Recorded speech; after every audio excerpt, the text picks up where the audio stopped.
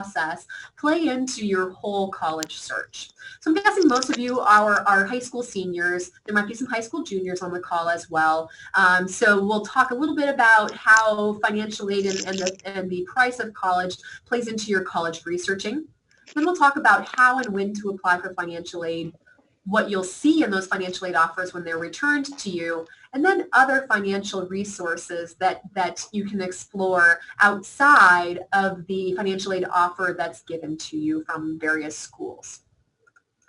So our first topic, and if you're a high school senior and your applications are in, this isn't as pertinent to you right now, but rather will be as you're selecting a college. So the first part of this conversation is, what should I keep in mind regarding price of a college and financial aid as I'm searching for colleges? And I think as you are building that list of what's your ideal college, what characteristics it has, you have a whole ton of things on there, right? So you have, things like, I know that I want my ideal college to be in X location, near to me or far from me where I am at my home. I want my ideal college to have XYZ major. I want my ideal college to have, approximately X number of students, a large student body, a small student body. I know I want my ideal college to have, it could be a particular study abroad program, or, all of these various criteria that you're building as you're building your college list. And certainly finances will play a part in that. As you're building that list, and as you are then, for any students who have already applied to colleges, as you are then looking at your acceptances, you'll get to the point where you no longer should look at the sticker price. So every college has a sticker price, right? When you approach someone at a college fair or you look on their website, here you see that tuition and fees for this college costs X amount. So because we're at Hofstra and talking about Hofstra, I'll use Hofstra as our examples right now. Tuition and fees for Hofstra, for example, is about $49,000 this year. Your next question as a savvy consumer should then be, okay, great, got it, but what can I actually expect to pay? And that follow-up question can be answered in a number of ways.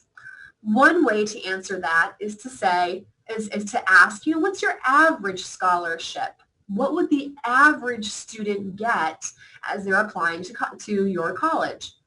In Hofstra's case, hopefully you know us for being pretty generous with scholarships.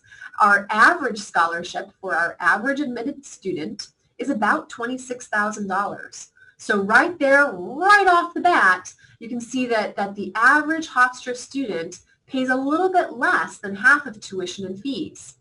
So right there, hopefully my point is sinking in that sticker price isn't everything.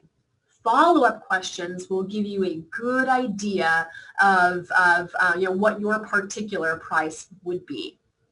So you know that the average scholarship is about $26,000, and then your next question is probably, okay, but how do I know if I'm average? How do I know if I should expect more or less than that? How are scholarships awarded? And again, with the Hofstra example, I can tell you that scholarships are awarded, and this is true for many, many schools across the country. Scholarships are awarded most often with respect to GPA.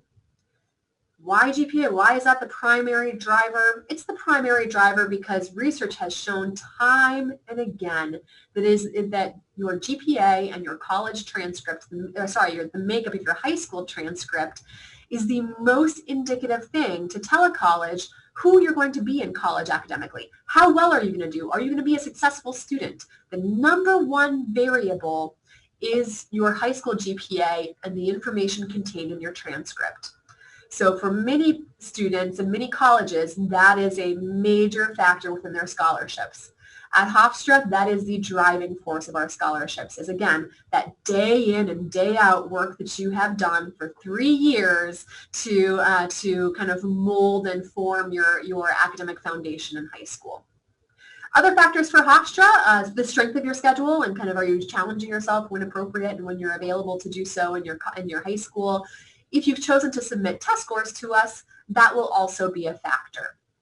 Now note that I went pretty hard on that GPA message intentionally about 20 seconds ago, because we certainly know that testing, standardized testing, the SAT and ACT are very different this year than they have been in past years. And so we are not necessarily, we are, again, putting more emphasis on your GPA. If you were not able to take an SAT or an ACT, it's okay. If you were able to take one SAT or ACT but weren't pleased with your scores, it's okay. If you were able to take the SAT and are pleased with your scores, that's okay too. All of those iterations, all of those options are totally fine with us. And no matter what, you will be considered for scholarship. And in our case, you will be considered for scholarship automatically. Some schools will require you to apply for scholarships. Our philosophy is that they are the reward that you receive for all of your hard work in high school. So for your time and your effort and your dedication to your studies, we will then return a scholarship to you. So again, how are scholarships awarded at Hofstra? They are awarded to all students who are eligible automatically. Great, Claire, but that doesn't really answer my question. I know it doesn't. Let me put you over to this website. I'm going to share a new screen and pop you on over to hofstra.edu. Whoops, and I just made a mistake when I popped it in. hofstra.edu/FY scholarships. Whoopsies, and I just did a mistake again. Scholarships. Come on, Claire. And that is going to tell you more about the particular characteristics of students that receive particular awards. So the top of this screen tells you a lot about the amount of scholarship that we give to students each year, but as you scroll down is where you really get the information that's more useful for you. For example, here in the middle of the page, we have information about our all of our scholarships. We have the Presidential Scholarship, Provost, Dean's Scholarship. You don't really care about the name. That's not so important to you, but rather you care about this range of funding that they give. So our presidential scholarships are between $29,000 and $30,500 per year. It tells you the percentage of admitted students who receive that scholarship. So presidential scholarships are for the top 20% of our students. And then here in the how are recipients selected gives you a little bit more information on their criteria and their characteristics. All right. So hopefully that will help you, that combination of things, knowing the Hofstra sticker price, our average scholarship is right away at about $26,000, and then looking at and having more information at hofstra.edu/FY scholarships, as in first year scholarships, will help you get a good idea of what your price that you pay for Hofstra might be. It's good to know that when you apply to Hofstra, when we send you an admission decision, and knock on wood, there are some folks on this call who will be getting a decision from us this weekend, perhaps. Your first sentence is, hey, congratulations, welcome to the class of 2025. And the second part is, and by the way, here is the scholarship that we were able to offer you. So it will come with your admission letter. Great. So the next question is then, all right, I know generally speaking what this school is going to offer me. That's a great, or what the school is going to cost me. We'll get to the details later and get down to the nitty-gritty in the next slides. But the next really important thing to keep in mind is, what is this school going to give you in return? So what is going to be the return on your financial and time investment? Super important. Just like any other thing that you purchase in your life, there are things that you're okay not paying a lot and not getting very good quality, but there are some things that you are okay paying more than you might for a product of what you value to be less quality. So you want to make sure that you know, again, through the list of criteria that you think are important to your ideal college, that you're able to kind of balance that with what all the schools are giving you. So if you have criteria that you want to make sure a school has 1, 2, 3, 4, and 5, you want to make sure that the schools that you're looking at have those criteria, and know that in some cases you might pay a little bit more to get those things. So, so the main question and the main thing that I want you to consider is, when I am through this college, when I'm finished and graduating in 4 years, what kind of foundation am I going to have? What kind of outcomes can I expect 4 years from now in order to know if this is going to be worth my time, if this is going to be worth the time and money that I'm going to put into it? And asking that question of colleges they should be able to give you a good answer. Let me give you another Hofstra resource to help you answer that question. And the site that I'm going to share with you now is hofstra.edu/outcomes. Hofstra.edu/outcomes, and it'll load here in a second, is essentially a visual compilation of a survey that we give to our graduating students every May. So every May we ask students and say, hey, we ask them a whole bunch of stuff about how their 4 years at Hofstra has been. Has this been good? Has that been good? How can we improve it? But the information you're really interested in is contained in this survey, and contained such to say, where are our students going after graduation? What's their outcome? Where are they headed? And how has this educational foundation formed them? As you scroll down this screen, you can really kind of play around with this quite a bit. As we have it set now, it's telling us what the answers to these questions are for all undergraduate students. So Hofstra students as a whole have these characteristics. And of course, dependent upon students who answer the survey and so on. But you can also scroll down to say what particular division or school are you interested in. And then over here, you can also say what particular major. So if you want to get down to just English publishing majors, you can do that. Smaller sample size, of course, so the data can be skewed either way. Same thing if you're looking for engineers. That's a slightly larger data set, so you can be relatively assured that it is not as skewed by outliers than a smaller data set may be. But the point remains that you're getting answers to questions that I think are really valuable to let you know if this is going to be worth it. Our humble opinion, sure, I work at Hofstra, but this information is really solid. We're really proud of it. The ultimate answer is that when we asked students to survey, 93% of respondents said they have a job or are headed to graduate school. How does that break out? About 83% of them are working, about 30% are headed to graduate school, and 22% are going to do both at the same time. It's pretty impressive. And the statistic that really warms my heart is this next one of when do students accept those positions, whether it be a job or graduate school. 59% of them, nearly 60%, that's nearly 6 in 10 of them, know what's next for them before they graduate. So that really kind of speaks, in my opinion, to our career preparation within our career center and within individual departments. It speaks to our on-campus recruiting and networking, and big one, it speaks to our internship program. Our students, because thank you to a number of things, but not least of all to our location, our students do a lot of internships. We'll get to that later, and those internships very often open doors for students.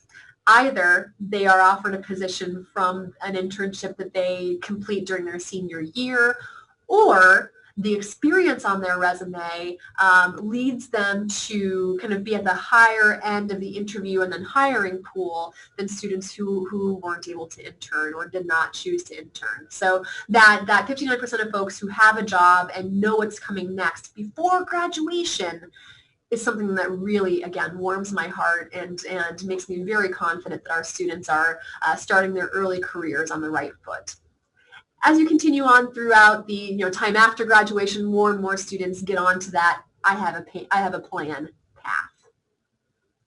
Scrolling down farther, you can also see the salary, the average salary for students. And again, you can change this at the top of the major, so you can see what students within your major are reporting as their average salary, as their starting salary. This next graphic is interesting to me in that it asks what industries our graduates are working in. And know that this isn't necessarily what students major in, but rather what industry they're working in afterwards. So to give a classic example, let's say that a student is an accounting major and they have an accounting job. So there are any number of industries that accounting job can be in. It could be within the accounting, finance, and insurance industry. No problems. About 12% or 12% of our students overall are in that industry. But it also could be that this person has an accounting job at NBC. So in that case, because they're an accountant, great, but they're working for a media company, they'd be counted over here in the media, entertainment, and arts. So if you're someone who is looking at being in a particular industry, but this is a good graphic to kind of show you where our students land with those particular first job offers. And down here you can also see the employers and graduate schools that they are heading off to. So clicking more will give you, you can see here we only have the A's here listed on the top. So clicking more will give you that larger list. And again, drilling down to your major will give you more detailed information for folks with your major. And here we do have a glance at our internship data. Again, we are 25 miles east of New York City in a pretty, even within Nassau County, location that has a lot of opportunities and a lot of industry. So our students are able to be in New York City in about 45 minutes.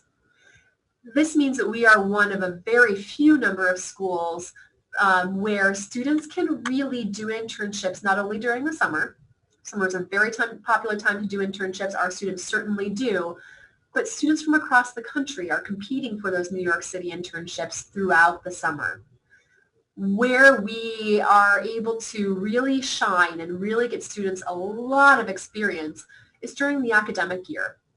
Because we are that close, about 45 minutes, it means that our students can arrange their class set schedule such that they're on campus, let's say Tuesday, Thursday to take classes, and they can align all of their classes to be Tuesday, Thursday classes. And then Monday, Wednesday, and Friday, they can have open for an internship. And internship providers love this because it means that they can have a student who has a lot of availability and can make significant contributions to their position during the academic year.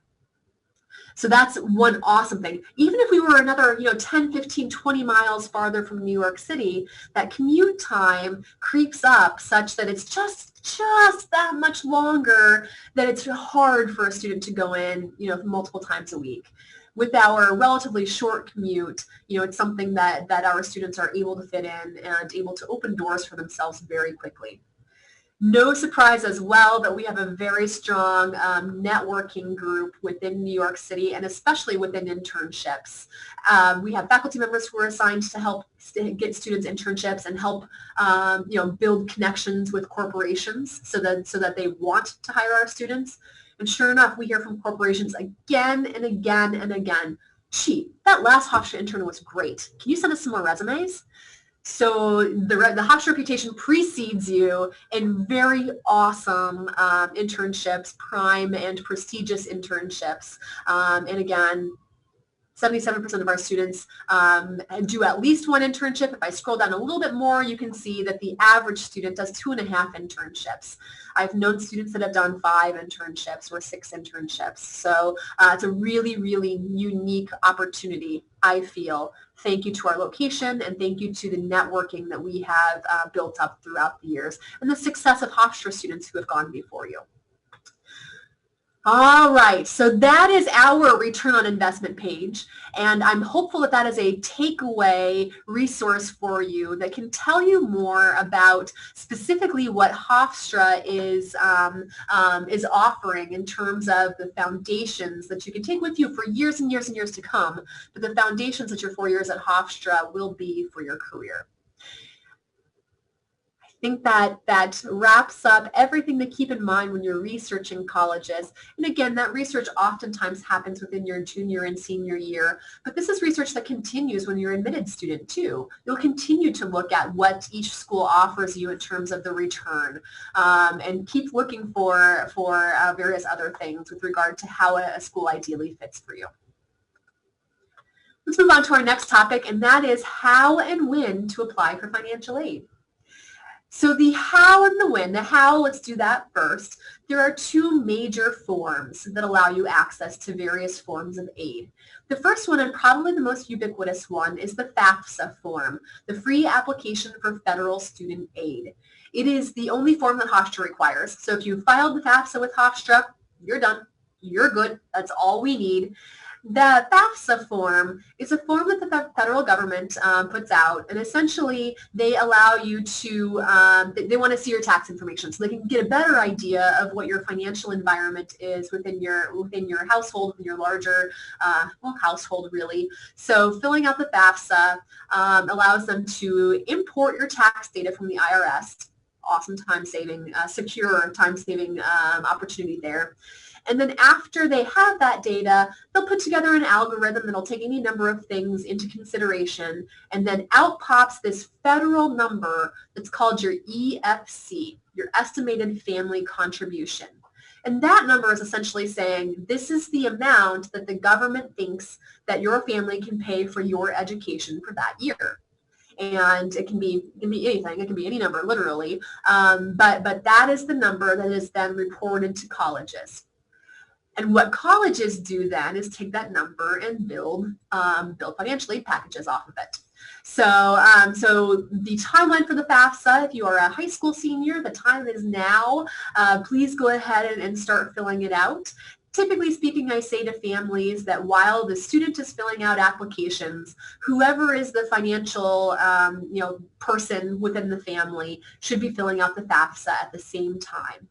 And then once the FAFSA and the application, and which really will turn into an acceptance, knock on wood, when that acceptance and the FAFSA are both in-house in the college can give a piece of can get a financial aid offer to the student. So the FAFSA is open as early as October 1st. Now is a great time to do it. You are not late if you're filing it now, but you probably want to do it sooner rather than later. Again, just so you have enough time to think through all of your acceptances and which school that you would want to ultimately choose.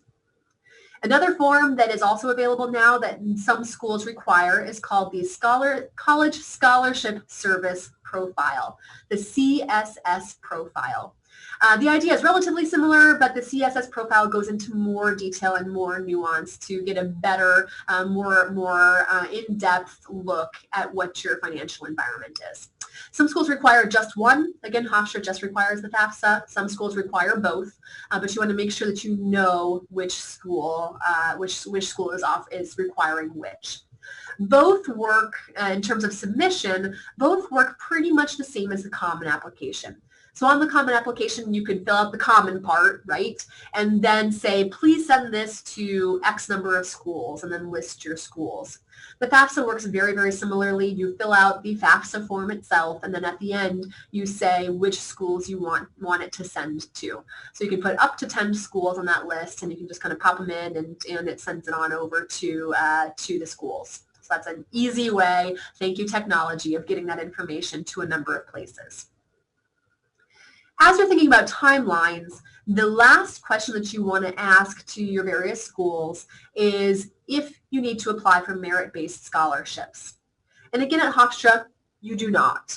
But if you are applying to schools outside of Hofstra, you'll want to know when those merit-based scholarships have deadlines and how you apply to them. And again, just to reiterate for another time, and you're probably sick of hearing me say this, at Hofstra, all students are automatically considered for merit-based scholarships, so there's nothing additional you have to do to be eligible for them. The only other additional application you need to make for money is the FAFSA form. That's it. So you filed your FAFSA. You've been admitted to various schools, and now you're hoping for a financial aid package. And what's going to be in that? That's our next topic. When a financial aid package is ready and offered to you, it can come to you in a number of different ways. Hofstra will send it to you electronically first, with the idea of let's get it out to you and get it out as soon as we possibly can so you don't have to wait anymore. And then we'll follow up with a paper copy. So the first thing that you'll get from us is an email saying, hey, your financial aid package is ready. Please hop on over to your portal and where you can view it. And as you hop on over to your portal to view it, you'll see a nice letter. Here's the information, so on and so forth. And then the financial aid package itself comes such that, and this is pretty common for most schools, comes such that the cost of attendance is on the top. So tuition and fees, room and board if you're living there, books, notebooks, and other ancillary school supplies, as well as commuting expenses, flights back and forth. Essentially, cost of attendance wraps everything together that the school thinks that you're going to spend on going to that school, or anticipates that you should budget for. So that number is at the top. And then comes the fun part where we get to start subtracting things. The first thing that you'll typically see subtracted is your merit-based scholarship. So again, at Hofstra, you would have the cost of attendance. Here's the number at the top. And then right away, you're going to subtract that merit-based scholarship, again, that average $26,000 scholarship. Right away, you're going to subtract that. The next lines that will come are other subtraction lines that could be federal, state, or institutional grants. Now, a grant in financial aid terms is other money that you don't have to pay back. So also good money and nice money to have. You just know that that's, again, another discount essentially on that college tuition. Examples of the federal grants are things like the federal Pell Program, the federal SEOG, Supplemental Educational Opportunity Grant Program.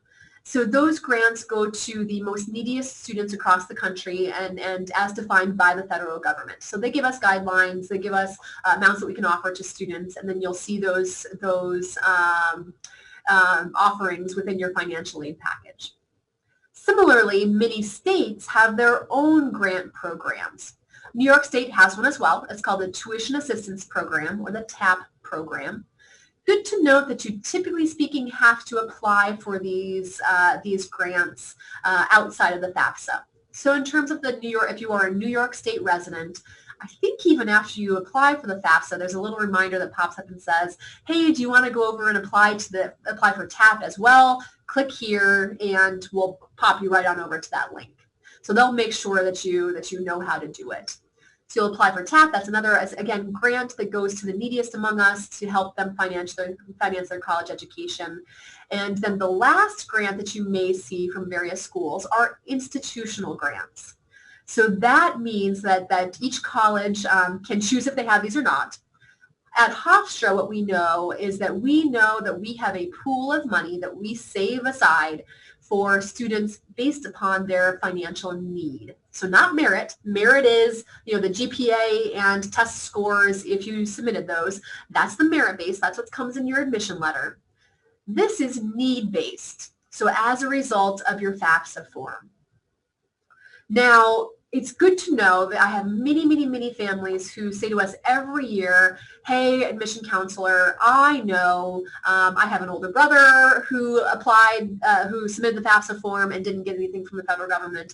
I have a friend who I think is in the same financial environment. I have a cousin, I have a neighbor, I have, whoever. Somebody told them, don't apply, don't bother submitting the FAFSA form. You're not going to get anything anyway. And I'm here to tell you a couple of things. Thing number one, it's not that hard. If you remember, if you are my age or older, you might remember doing the FAFSA on paper and literally filling out the numbers and sending it back to the federal government. Those days are gone.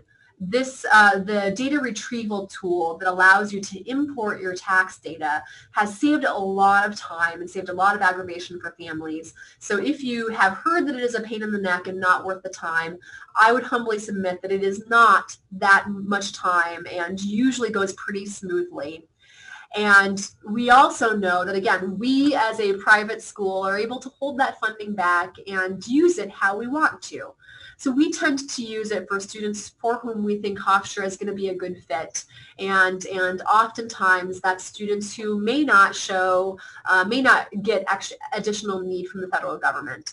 So they might get, even though you get nothing from the federal government, you might well get something for Hofstra. So why submit the FAFSA form? Because you never know, and because we have Hofstra money to give out, and because it doesn't take all that much time, and you might get a few $100 or $1,000 from it.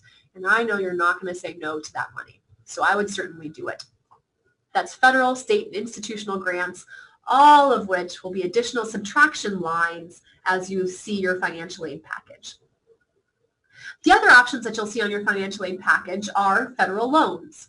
So you might see the option to have a federal subsidized or unsubsidized loans. Now, these loans are typically relatively small in nature, and they are to be taken out in the student's name. So a federal subsidized loan means that that loan would be taken out in the student's name, typically in the amount of around $2,000 to $3,000, and the subsidized loan, the subsidized part means that the federal government will pay the interest while you're in school. So while you're in school, it does not accrue interest. It will be just that principal that's there for the 4 years. The unsubsidized version is the same thing, relatively small amount, again in the $2,000 to $3,000 range, in the student's name, but the unsubsidized version does start accruing interest once the loan starts. So those are a couple of things to keep in mind, but certainly you can have the opportunity to take out those government loans if you would like to help finance your education. The last thing that you may see in your financial aid package is work study. Now, let's talk a little bit. I think we all kind of have a concept of what work study is, but let's dig into it a little bit. Work study means that the federal government has said, hey, if you get a job on campus, student, we will pay your salary. Awesome. Great. Lovely. Number one, how do I get a job? So how do you get a job? Usually colleges have job boards for students. So you pop online closer to the beginning of the semester. So you would probably choose your college first and then pop online over the summer or the very beginning of the semester to look for available positions. If you're someone who has federal work study on their financial aid package, it's the case that you can apply for any jobs on that job board that specifically say federal work study or jobs that do not say federal work study. So you can apply for either one. If you're someone who did not get federal work study on your financial aid package, no problem. You can still get a job on campus. You just can't apply for the ones that say federal work study only. All right, so if you want a job on campus, we at Hofstra will get you one. We'll work on that and see which job is the best fit for you in terms of, are you best as a tour guide in the Office of Admission? Are you best as someone working in the library? Are you best for someone working to watch who's coming and going from the residence halls? There are any number of employment opportunities. We'll just want to work on the back end to determine who pays that paycheck. You don't care.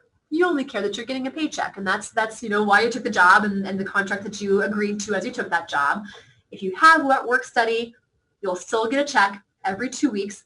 The check will be from Hofstra, but you'll know in the background that the federal government is actually paying your paycheck.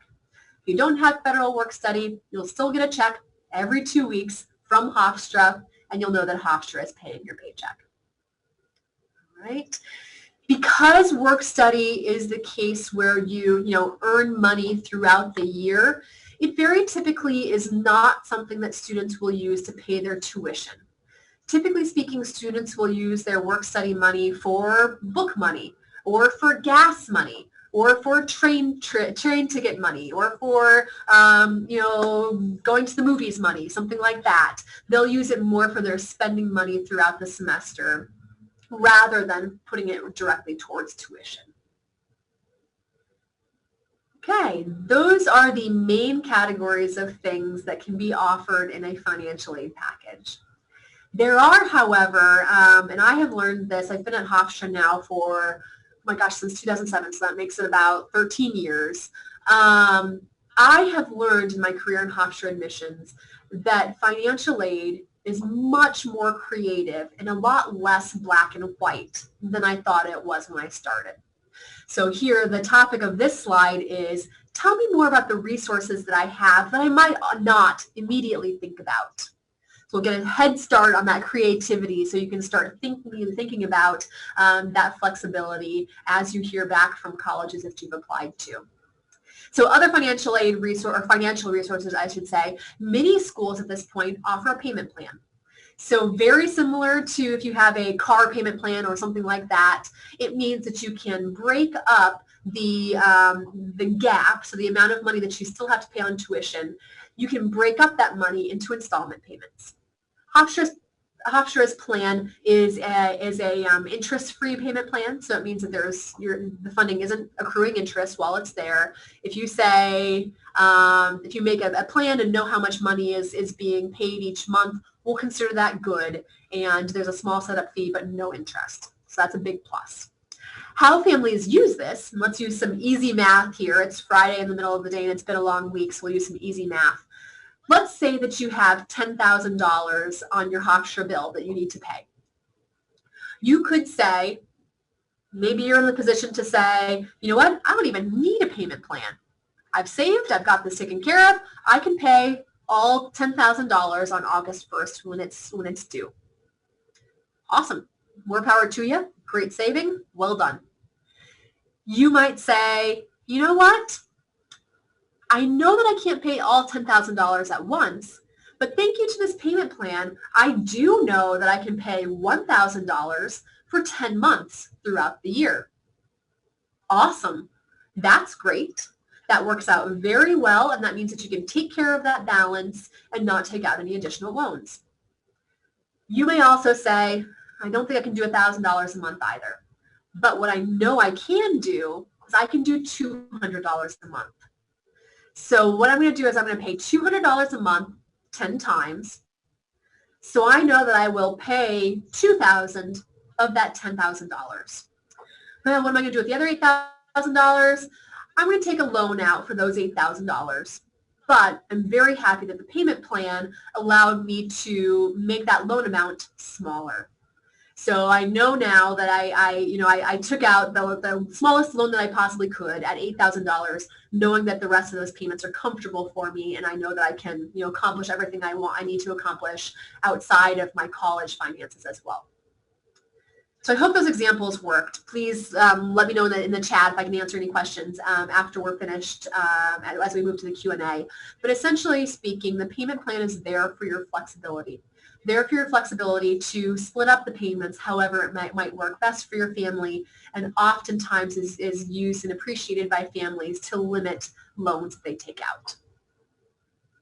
Second financial resource is locked-in tuition. My father was an accountant, so he would have loved this option. The option is to lock in your tuition rate so that you know and can budget for what your tuition is going to be for 4 years. You sign a contract and say, I'm going to pay this tuition amount for 4 years while my student is at Hofstra, and that works well for me because I know what the tuition rate is going to be for 4 years, works well for Hofstra because we'll lock it in for you, no problems, and know that you're good to go for 4 years. So it's kind of a mutually beneficial thing that is a good budgeting tool. Typically speaking, these locked-in tuition plans are a little bit more tuition in the beginning, so that you're kind of paying a little bit more tuition in the beginning, but probably given tuition increases, probably it averages out to be approximately the same amount of tuition that you pay over 4 years. So good to know that it is, on paper, it will look a little bit more expensive, and you're kind of playing a gamble, right, what tuition is going to do in the next 4 years. But we can talk more about that specifically if locked-in tuition is interesting for you. But most specifically, it is a great budgeting tool. If you're someone who, again, wants to lock in that rate and be able to budget for the next 4 years, it's a great tool for you. The last thing to talk about are outside scholarships. And these are scholarships, the ones I want to talk about now are scholarships that are very typically offered by community organizations. So think either national organizations, like some of the big name ones are the Bill and Melinda Gates Foundation scholarships. There are Gates scholarships that students get. There are other corporations that do large scholarships. There are corporations who do a lot of small scholarships. For example, when I was going to college, I got a $500 scholarship from Coca-Cola. It doesn't matter to them that I was a Pepsi drinker at the time, but they nonetheless, that was some of their community involvement, was to support students as they were going to college. So those are some of the national ones. There are also hyper-local ones that your school counseling office probably knows about, where, for example, your local Rotarian Club, your local Lions Club, your local XYZ Foundation has a mission to support scholarships, And so therefore they are offering this scholarship to students in your hyper-local area. Now, why am I bringing this up? And come on, and I know what your brain is saying. Your brain is saying, Claire, there are millions of students out there. Everybody is applying for these. I'm not going to receive them. Well, let me give you an example. I beg to differ. I sat on the scholarship board for a relatively local scholarship. It was a relatively local scholarship, but we had actually big scholarships to give. So this year we had 4 students we could select to receive $2,500 scholarships. And those $2,500 scholarships would renew for 4 years. So in total, we had 4 $10,000 scholarships to give to students. For this particular scholarship, we knew, and we could kind of identify who the cohort was, who the eligible students were, and we knew that we had about 65 to 70 eligible students. So 65 to 70 eligible students, we sent, it was a while ago, so we sent paper mailings and asked them to give us their contact information so we knew who we were getting responses back from, and asked them to write 2 short essays. Why do you want to go to the school that you're going to? And how do you think this, this scholarship would help you out? So probably things that they've been thinking about for quite a while anyway. And certainly we weren't looking for long things, probably like 200, 300 words. Take a second and think. How many of those 65 to 70 students do you think put their hat in the ring for a $10,000 scholarship? If you say, it was probably half. It was probably 30 students. Nope, it wasn't. If you say, maybe not quite half, it was about 20. Nope, it wasn't. 10? No, it wasn't. It was 6 students. 10% of the students, in my humble opinion, bothered to write 2 essays for $10,000. Whew! I was shocked, not going to lie. That meant that you had a pretty good chance of earning $10,000. Pretty awesome. So my point here is to say that you think that a whole bunch of students are applying for this scholarship. That's not the case, especially if you have to do a little bit of additional work. It's just a matter of saying, yes, please consider Claire for a scholarship. Sure, I would imagine they probably get a lot of consideration. But if there's an extra essay or something like that, I think you probably are in pretty good chances of something. So how do you find these scholarships? Again, your local school, your high school's school counseling office is one place I'd start. They'll know about the hyper-local ones. But then I'd also consider fastweb.com, scholarships.com, and finaid.com. Those are platforms where you fill out a profile and tell them your name, where you live, what high school you go to, what do you want to major in, what's your GPA, if you have test scores, what are they, do you do extracurricular activities, a number of things about you that people might give scholarships for. Once you fill out that profile, the platforms will do the hard work of searching their databases for scholarships you might be eligible for, and essentially give them to you probably daily in an email and say, hey, Claire, here are the scholarships we think you might be eligible for. Check them out. And that's only step one. I fully acknowledge that is one thing that you have to do. The additional part is applying for the scholarships, but finding them is part of the issue. With these platforms, the finding is taken care of. Then it's up to you to say, hey, am I mildly qualified for the scholarship? If so, let's submit it. If it has 3 criteria that you must have X, Y, and Z, well, if you have X and Y, you might as well submit. No problems. And I would bet that you can finagle the, if there are essays, you can probably figure out a way to write 2 or 3 essays that can be used pretty solidly for pretty much any scholarship. It'll probably be something you might find yourself seeing a lot of essays about, why are you, tell me something about why you're applying for this scholarship. Well, if you kind of write about your financial environment, you might be able to tweak that for any number of different scholarships. It might also be, why are you interested in your dream college? Well, here's why I'm interested in my dream college. You might have already written that for a why Hofstra essay. So my point is you probably don't have to start from scratch every time meaning that applying to these scholarships might be easier than you think. The last piece of advice I'm going to give is that any funding that you earn from these outside scholarships can go to any college. So you're not just doing this for Hofstra, but rather you know that that $500 scholarship from Coca-Cola can go to Hofstra or any other school that you're applying to. So it's not like you lose it if you go somewhere else. You can take it to any of those schools, making it pretty worth your while to put some time into that. Okay. Hopefully that gave you some ideas and gave you some ideas of where the gray space lies and the creativity lies within financial aid. It's not all black and white. And I think certainly please keep in touch with Hofstra's Student Financial Services counselors. We are going to have a lot of opportunities for you to correspond with us over the spring semester and have individual appointments, and we would welcome those opportunities. So keep us in touch. That's the end of our content for today. We're going to move now to the Q&A portion of our day. I'm going to leave this screen on for just a second. It's my direct contact information. Please feel free to give me a shout. And then we have on the right-hand side, we have our social handles. So please keep in touch with us. Let us know what certainly we can do for you. And as you're on those social handles, you'll also get an idea of what's happening on our campus, whether that be for specific to admissions or as a whole.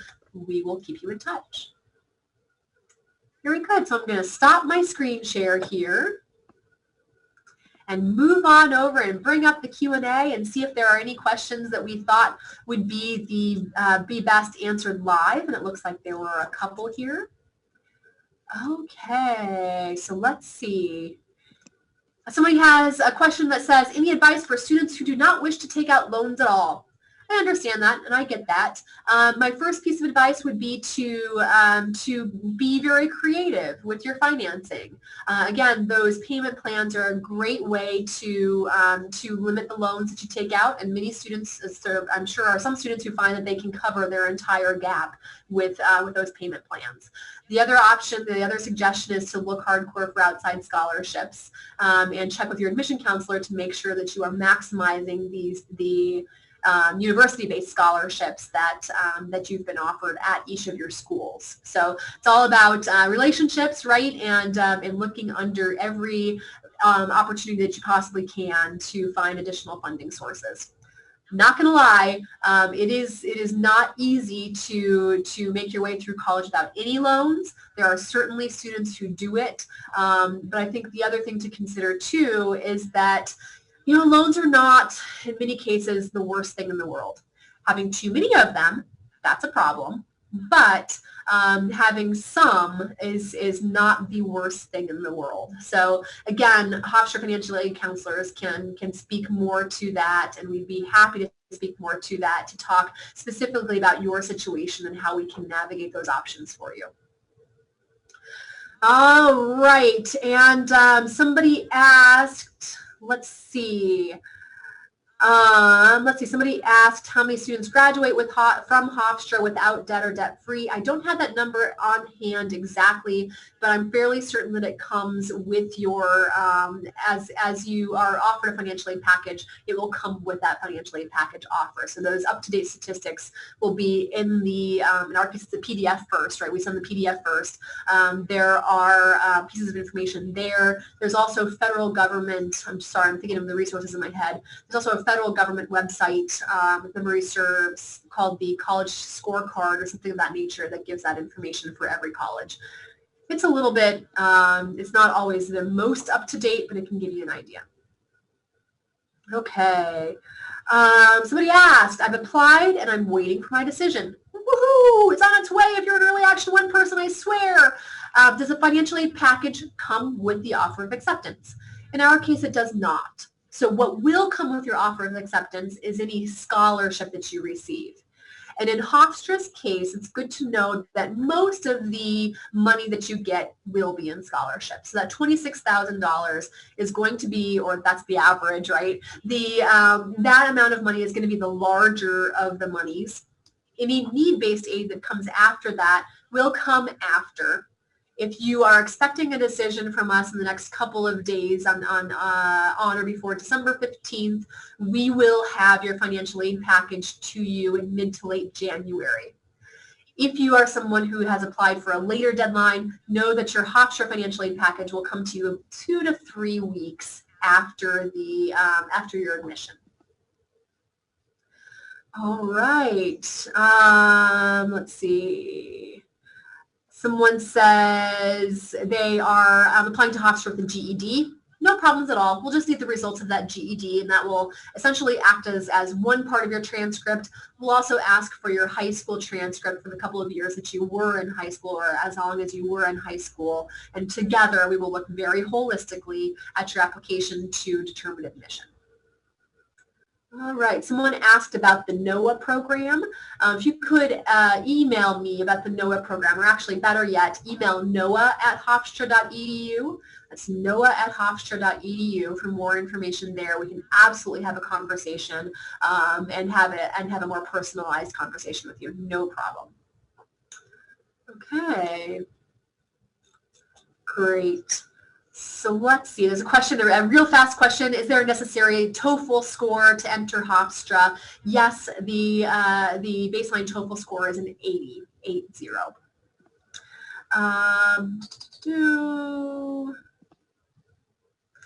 Someone asks and essentially says, my GPA is lower than your average. Can I still get scholarship? Absolutely. We will consider all students for scholarship, and our average GPA is at 3.7, but again, that's an average, so mathematically half of our students are above that average, half of our students are below. We'll consider all students for a scholarship, and we'll let you know what you're eligible for.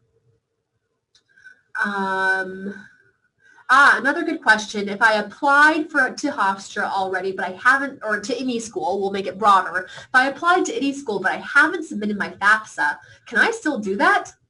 Yes, you absolutely can. No problems. You can submit your FAFSA throughout the spring if you want to.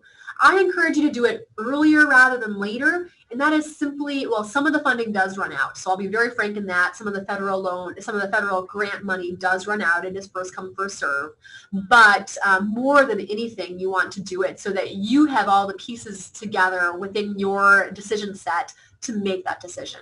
So I'd much rather you have that financial aid package as early as you possibly can, so that you're not waiting until, May 15th or April 15th to put those finances into the picture, and then only have 2 weeks to make that very important college decision. So earlier rather than later is good, but yes, you can still absolutely submit the FAFSA, no problems. Very good.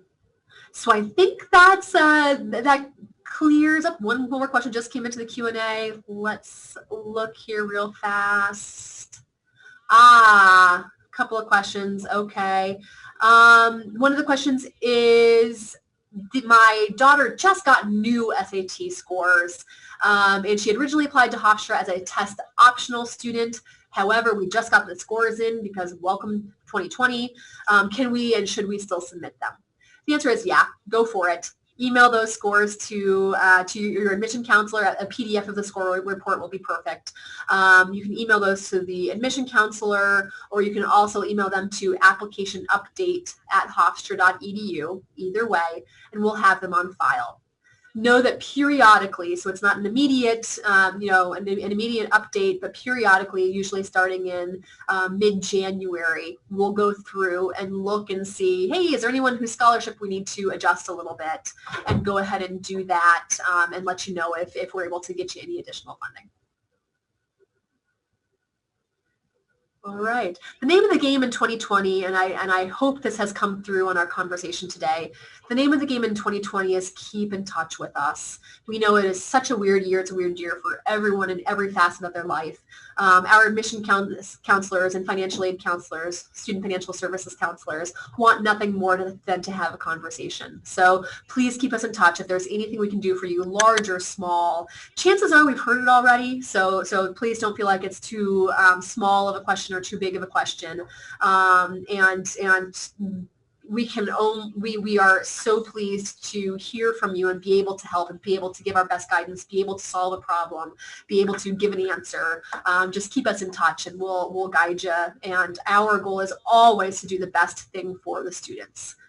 So if it's best for you to have those scores on file, we'll let you know. If it's honestly not going to make a difference, then we won't worry about it. But we will give you our honest feedback. All right. Well, thank you everyone so very, very much for your time today. It is a beautiful Friday, a little bit chilly, but a beautifully sunny Friday here at Hofstra. I hope that it is where you are as well. Thank you again for spending time with us. We have a number of these webinars coming up throughout the late winter and spring semester. Find us at hofstra.edu/visit for any other topics. And good to know for admitted students, we're going to be doing a pretty strong series. I think it is a very strong series, and strong meaning prolific and voluminous series called Financial Fridays. So with student financial services counselors, where they will introduce a new topic every week and kind of try to guide you through what kind of to-do list items there are at that time. So every Friday you'll hear a different topic. If that topic is of interest to you, or you say, oh, that's on my to-do list, feel free to hop in and spend your lunch with us. We appreciate your time. I know it's precious. Thank you again, and we will hope to see you in person, hofstra.edu/visit, or virtually soon.